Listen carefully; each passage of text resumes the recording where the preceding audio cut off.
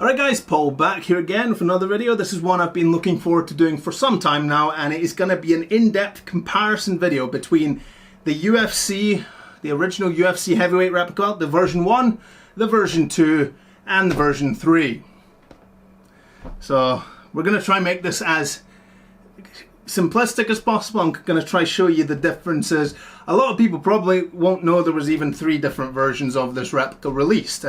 But yeah, we'll go in depth and we'll talk about this. So let's get started. We'll quickly go over the V1 briefly. So this was made in 2002 by Figures Inc. Toy Company. It was the first version of the UFC replica belt ever sold, and because of that, to be honest, it's not a very good one. The plates on this are 2mm thick, which was pretty standard at the time, but you'll see the detail, for example, of the UFC lettering is not very good, and this actually is in particular the only UFC replica that came with the blue stones. So for those that don't remember, the very first editions of this belt that was used actually had the blue stones on the center end. Well, these side plates are missing 3 of the 4, but it's supposed to have 4 there. So yeah, these originally did have the blue stones. They were then quickly replaced with the clear stones, as you'll see on the version 2 and the 3. But yeah, the V1 is a very rare replica, but it's not a good quality replica. You'll see the detail there is pretty poor. It is the only version that has weight classes on the side plates though. So the version 2 and the 3 just have a generic UFC logo with champion underneath it, whereas these replicated the weight class style of the belt. So you'll see on this one's more damaged, but you'll see there 4 blue stones in that. Of course, we have the UFC logo plate. This one in particular, the V1, also comes with just a standard generic gold tip. The version 2 and the version 3 come with the custom UFC gold tip. So that's a difference there. But yeah, the version 1, overall, it's not a very good replica, to be honest. It is incredibly rare, but the quality-wise, it's obviously the worst of the 3. Rarity-wise, it might be the rarest of the 3. I mean, this was the one I was waiting to find so I could finally do this video. I've had both of these for years, and this one was incredibly difficult to pick up. So take that for what it is, take that for what it's worth, and yeah, make up your own opinion. But okay, onto the version 2, and this is by far the most common version you'll find of this UFC replica. This was a 2014 replica, and I believe they might have been produced earlier than that, but this particular one is a 2014. And as I say, these are the most common because these were sold pretty much because these were sold for the longest time, and because it was the first good version of the replica, so everyone kind of went out and bought these. They sold like crazy, and by the time this one came out, loads of people already had this and didn't want to buy it. You know how it works. But I already showed up a little bit up close, but as you'll see, of course, those clear stones, but hopefully it's obvious how much of a detailed difference there is between these two. You'll notice this one in particular as well also. So the plates are 3mm thick, and then the UFC, the octagon, and the UFC name banner, they're another 3mm on top. So at the tallest point, this has about 6mm thick plates. You'll see the side plates has a little bit of that stacking also with the octagon and the UFC lettering in there. So it's a really nice replica. The stones are plastic, obviously, which you'd expect on a replica belt.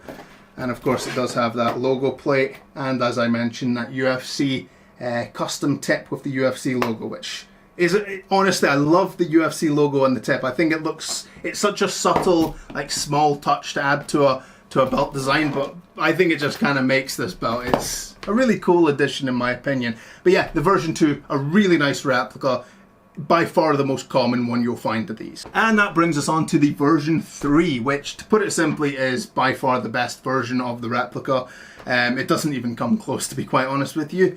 For those that don't know, these were actually used on pay-per-view. These were actually used on TV by fighters. The real UFC belts that were handmade, that were used for the longest period of time, eventually they started to get damaged over the years. They cost far too much to replace and repair. The replicas were a much cheaper option, so eventually UFC just started giving fighters re-leathered versions of the version 3 replica. So I actually had the pleasure of re-leathering several UFC V3s for fighters. So a lot of mine have appeared actually in the octagon on pay-per-view, including 2 of them I did for a certain notorious Irishman. Less said about that, probably the better. But yeah, so yeah, these were considered by UFC good enough to use in place of the real belt. So I think that probably says all there is to say about it.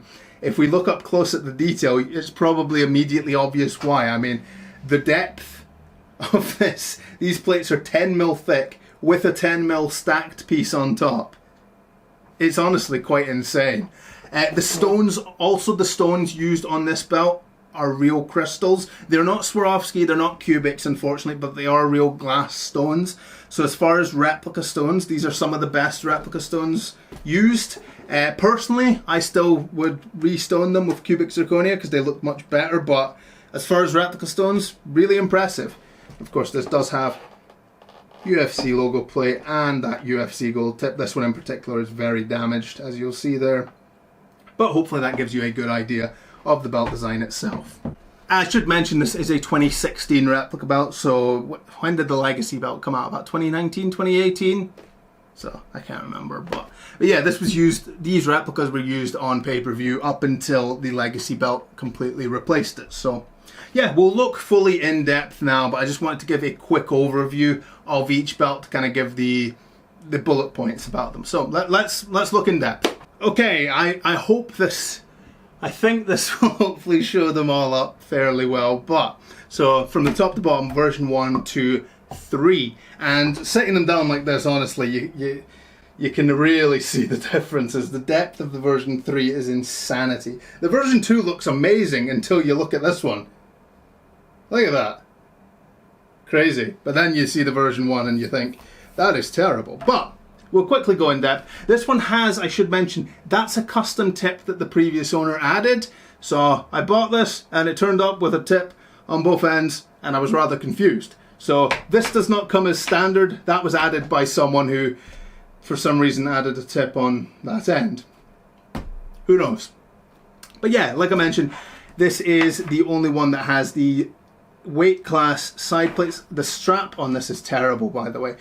The straps on the version 1 and the version 2 are very similar. Like, honestly, this one's worse condition because it's a much older belt and it's been folded up, whereas this one seems to have been just kept on display, so it's fairly good condition. But quality wise, the straps are identical. The version 3 has a much more flexible, newer strap, so this is similar to the WWE straps from about 2016, I think. So the detail on the version 1, the center plate is really quite bad. I mean, you'll see the depth of the detail. It all shows up, you can see it all,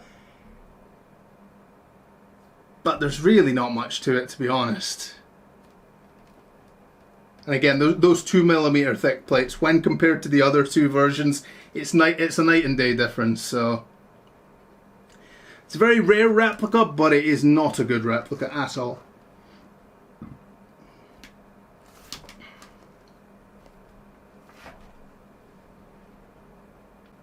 I love the version 2. I think it's a really good replica. It's got really good detail, has a really nice curve, as you'll see there.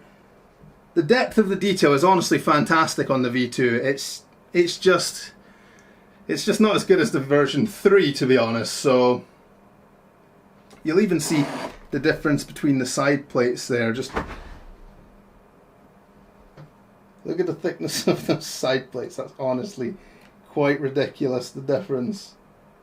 I think the side plates on the V3 are probably a little too thick, to be quite honest with you. That's a bit unnecessary. The one thing you'll notice is on these replicas, they have perfectly flat sides, so you'll see the kind of rope border pattern that's on the plates does not continue around the sides on any of them. So I've seen people criticize that. Personally, I don't think it's a big deal. On the real belts, every line kind of continued down and it kind of gave you a rope pattern around it.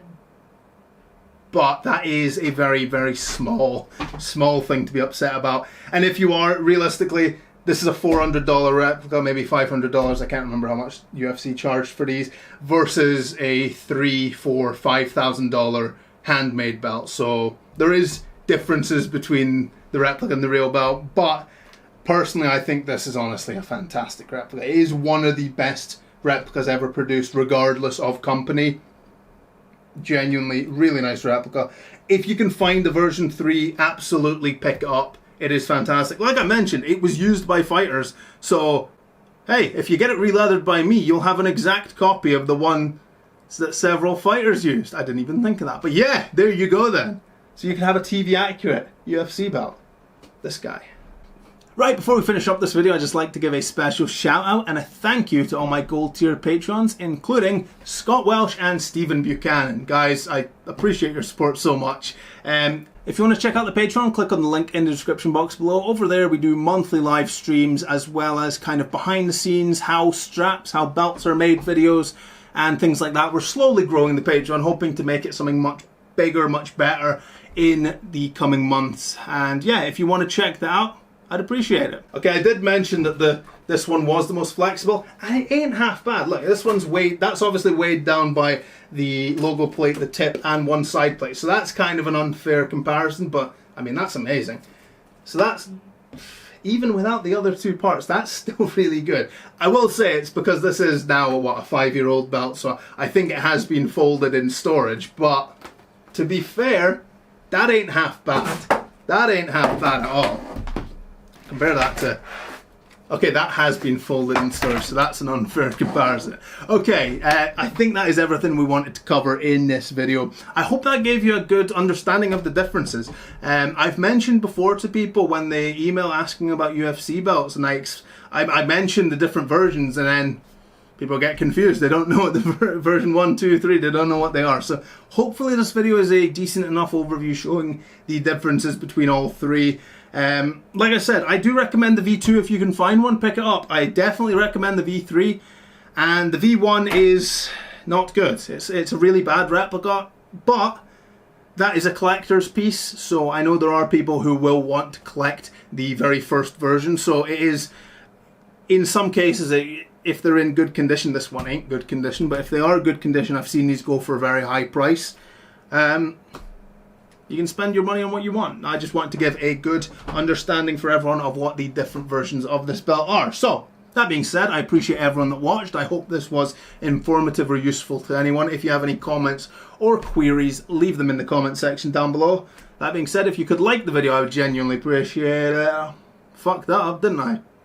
Yeah, like the video, subscribe to the channel. I appreciate it. Cheers.